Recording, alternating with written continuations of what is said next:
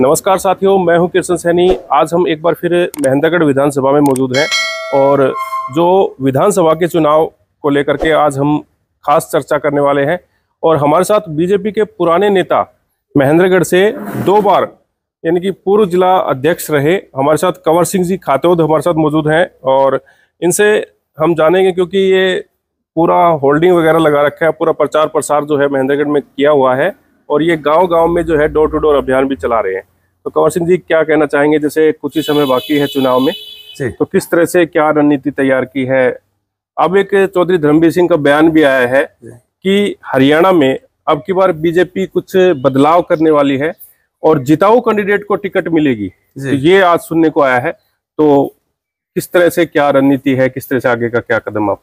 देखिए किशन जी की पार्टी की रणनीति तो यही होती है कि जो कैंडिडेट विधानसभा में चुनाव जीते उसको टिकट दिया जाए।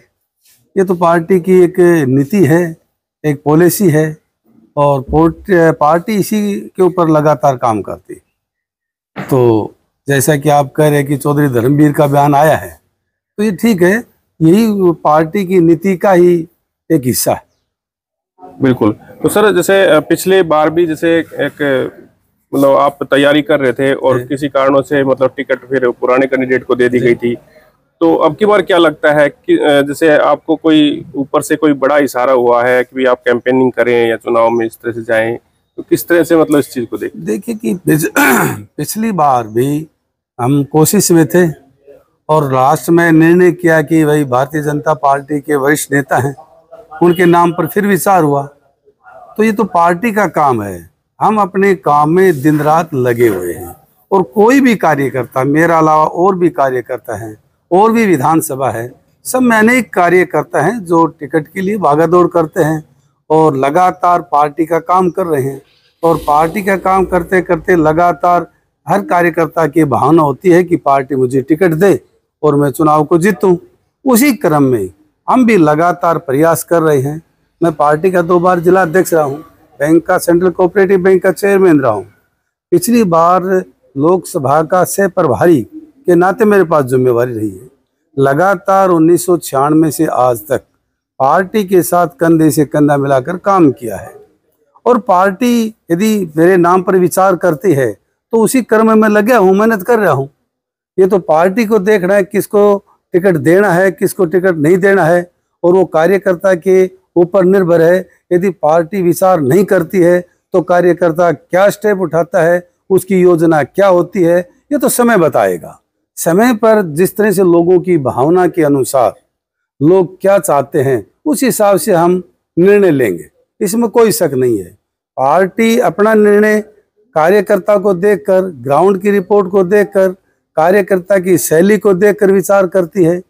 कई बार ऐसा होता है कि पार्टी से भी चूक होती है, तो उस समय पार्टी का समर्पित कार्यकर्ता भी कई बार महसूस करता है कि इतनी लगातार मेहनत करने के बाद भी हमारे अंदर कौन सी कमी रहेगी, पार्टी हमारे पर विचार नहीं कर रही।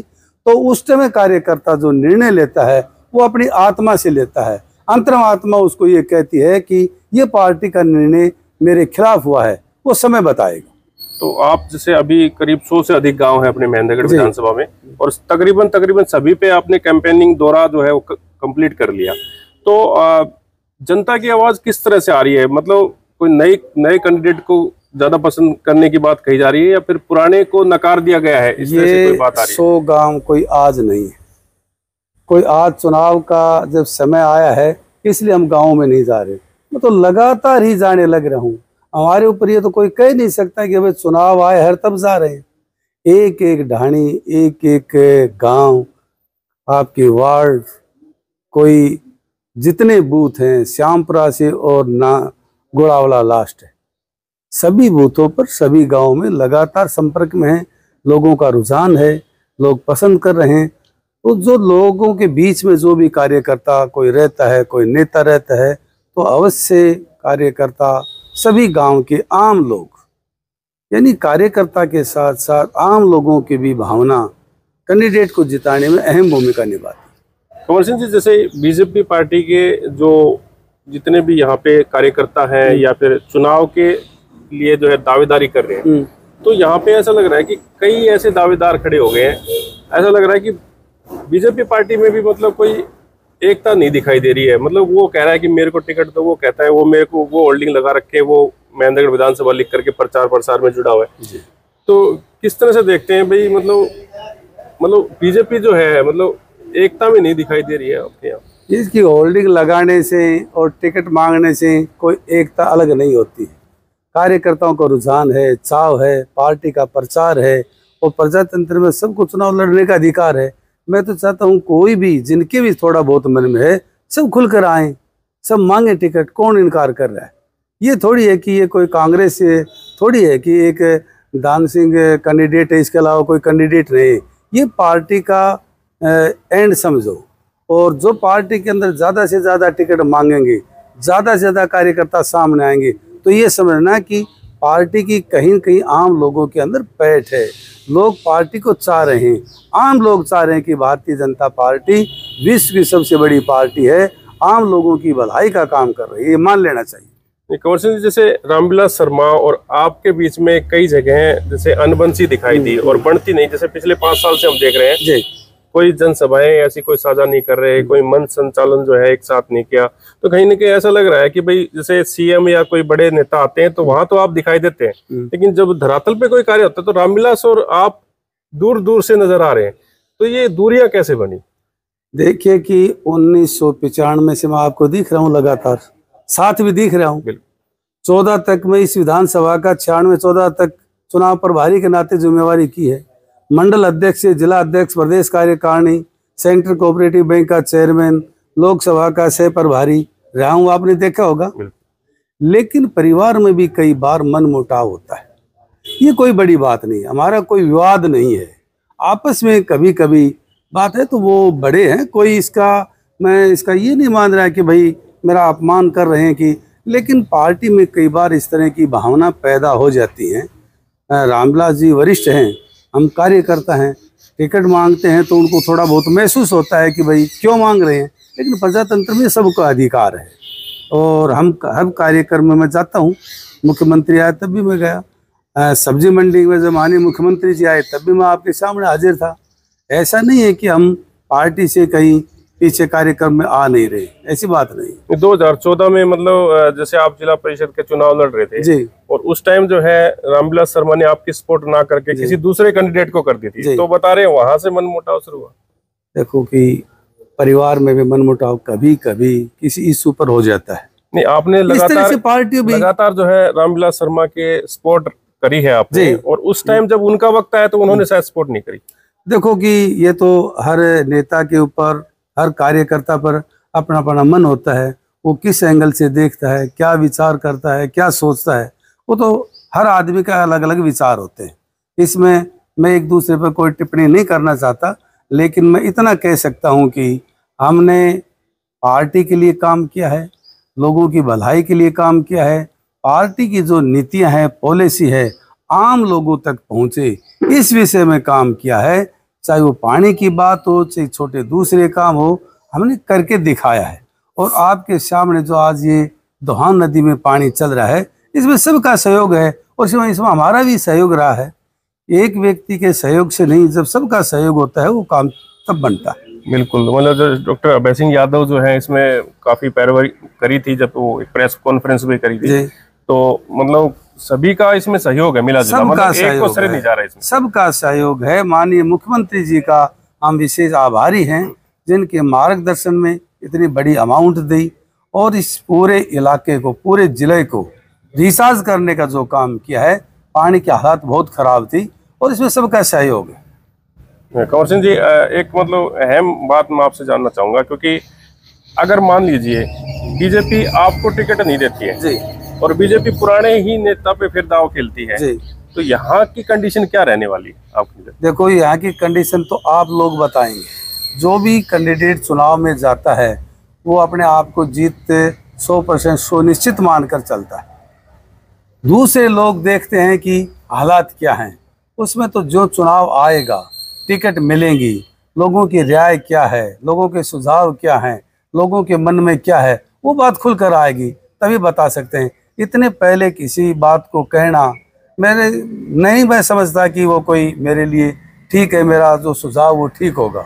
लेकिन जब जन भावना जब सामने आएंगी, जब टिकट का वितरण होगा, चुनाव में जाएंगे, उसी समय पता लगेगा। रामविलास शर्मा ये कहते हैं कि भाई आप जब 2019 में मेरे को हरा दिया गया, कई नेताओं का नाम लेते हैं, आपका भी लेते हैं कि भाई इन्होंने कांग्रेस की सपोर्ट करी थी। कई बार आपने 2 बार ये भी कहा है कि तो कांग्रेसी हैं, सीएम साहब के सामने भी कहा, चौधरी धर्मवीर सिंह का प्रोग्राम था उसमें भी आपको कहा कि ये कांग्रेसी हैं।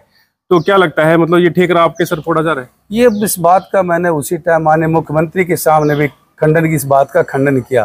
ये बिल्कुल निराधार झूठा प्रचार है और इस बात को मैं कतई बर्दाश्त नहीं करूंगा। और इसके साथ साथ ही जब कांग्रेस का ग्राफ इतना ऊंचा था, बीजेपी को क्या हालत थी, हम उसी टाइम पार्टी को छोड़कर नहीं गए। आज पार्टी विश्व की 1 नंबर की पार्टी है, क्या हम कांग्रेस की तरफ जाएं, किसी ने सोचा? इस तरह का झूठा प्रचार मैं समझता हूँ किसी के लिए भी शोभा नहीं देता। एक कार्यकर्ता ने जो इतने लंबे समय तक पार्टी के साथ लगकर काम किया हो और उस कार्यकर्ता के बारे में यह साबित कर दे। मैंने कहा कि कोई एक कार्यकर्ता ये साबित कर दे कि हमने कांग्रेस की मदद की है, हम तो राजनीति संन्यास ले लेंगे। कौन सी बड़ी बात, हमारे लिए राजनीति कौन सी बड़ी बात? बिल्कुल। लेकिन झूठी जो बात कहता है ना, उसमें फिर आदमी को तकलीफ होती है। और जिस व्यक्ति के लिए इतनी मेहनत की है, वही व्यक्ति इस तरह का झूठा प्रचार करे, वो तो बिल्कुल भी शोभा नहीं देगा।